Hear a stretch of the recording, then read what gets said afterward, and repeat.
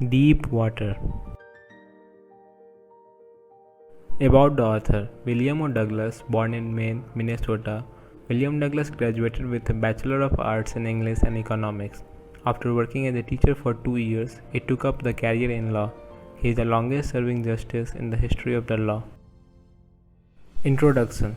The story is an excerpt from Of Man and Mountains by William Douglas. It describes in detail the writer's fear of water and how he finally gets over it.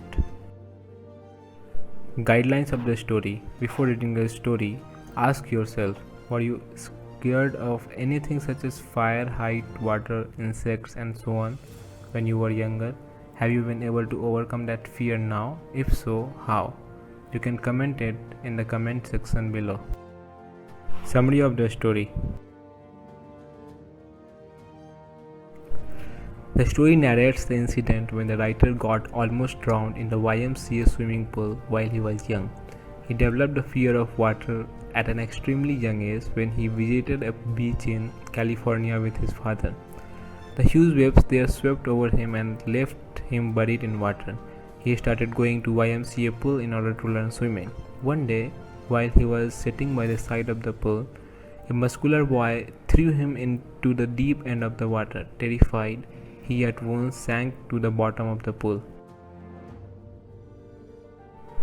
He struggled hard to come to the surface, but some force seemed to be pulling him down.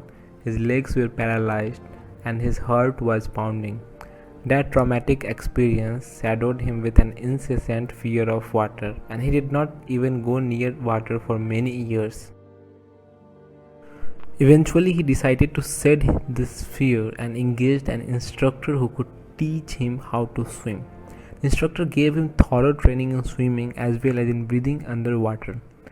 The writer emerged out of his fear, but the memories of that old incident still haunted him.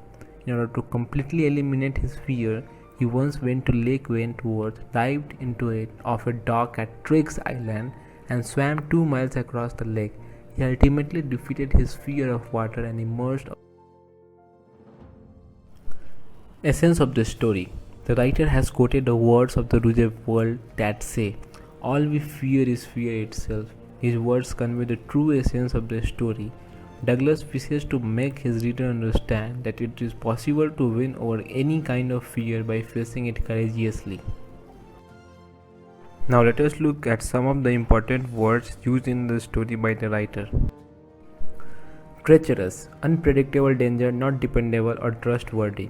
Subdued my pride, to lower or restrain the intensity of self-respect and confidence. Flailed at the surface, to strike or lash out vigorously at the surface of the water in trying to come out. Fishing for the landlocked salmon, to go fishing for a specific variety of salmon available in certain lakes. Misadventure, an incident that turns out to be a disaster, bobbed to the surface like a cork. To float or show the characteristics of buoyancy as a cork in water.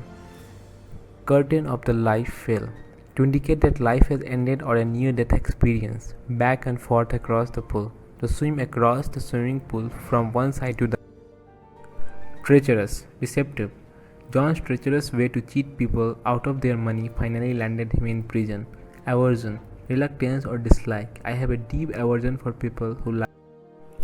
Oblivious, unaware. My father was so engrossed in reading the book, he was completely oblivious of my presence in the room. Haunting, coming again and again. She was finally able to come out of the haunting memories of her miserable past.